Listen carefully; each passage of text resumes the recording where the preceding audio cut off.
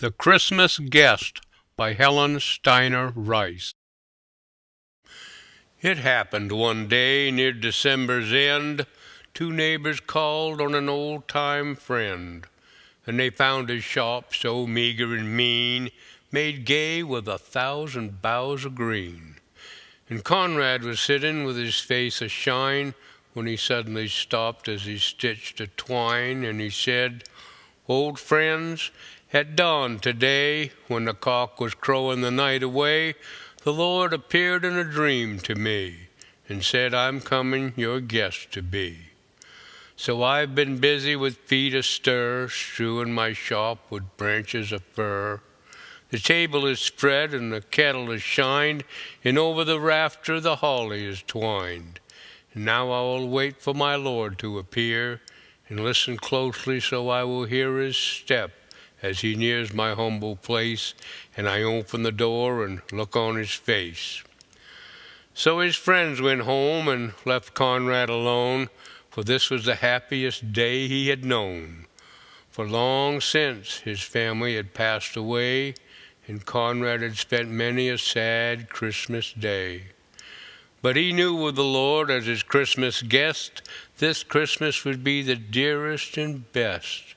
So he listened with only joy in his heart, and with every sound he would rise with a start and look for the Lord to be at his door, like the vision he had had a few hours before.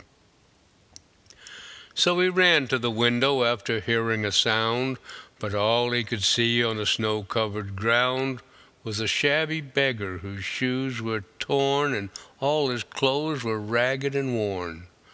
But Conrad was touched and went to the door, and he said, "Your feet must be frozen and sore.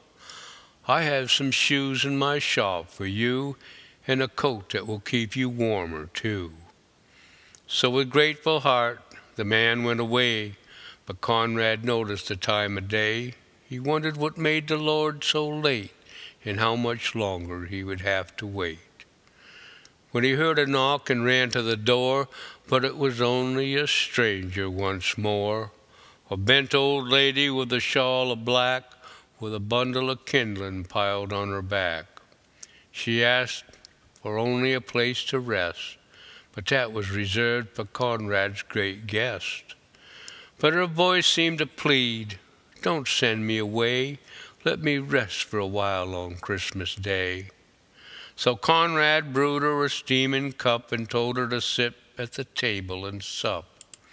But after she had left, he was filled with dismay, for he saw that the hours were slipping away. The Lord had not come as he said he would, and Conrad felt sure he had misunderstood. When out of the stillness he heard a cry, "Please help me and tell me, where am I?"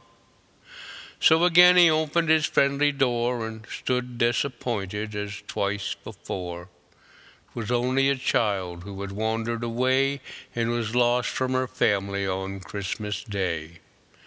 Again Conrad's heart was heavy and sad, but he knew he should make the little girl glad.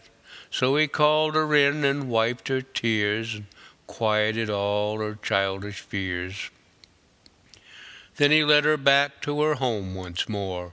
But as he entered his own darkened door, he knew that the Lord was not coming today, for the hours of Christmas had passed away.